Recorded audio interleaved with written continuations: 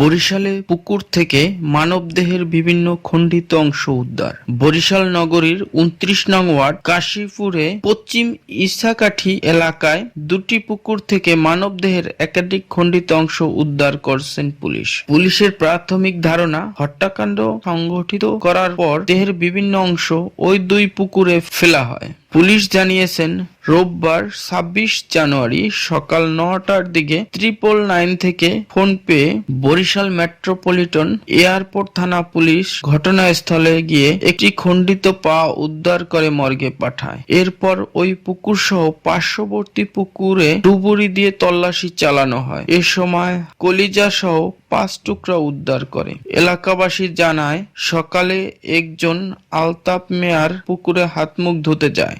এই সময় মানুষের পায়ের অংশ দেখতে পায়। এরপর পার্শ্ববর্তী হাতেম মিরার দিঘিতে নীরব শিকদার নামে এক শিশু মরা মাছ মনে করে উঠাতে গেলে সেখানে আরেকটি পায়ের অংশ পায়। এই ঘটনায় স্থানীয়রা 999-এ ফোন দিয়ে পুলিশ সন্ধান চালিয়ে মানবদেহের কলিজা সহ মোট ৫টি টুকরা উদ্ধার করে। পুকুরে আরো খণ্ডিত অংশ থাকার আশঙ্কায় বেলা ২:৩০টার দিকে ফায়ার সার্ভিসের ডুবুরি দলকে পুকুরে নামানো হয়। তবে পুকুর থেকে আর কোনো খণ্ডিত অংশ উদ্ধার করা সম্ভব হয়নি। পুলিশ খণ্ডিত অংশের মাথার সন্ধান চালাচ্ছিল।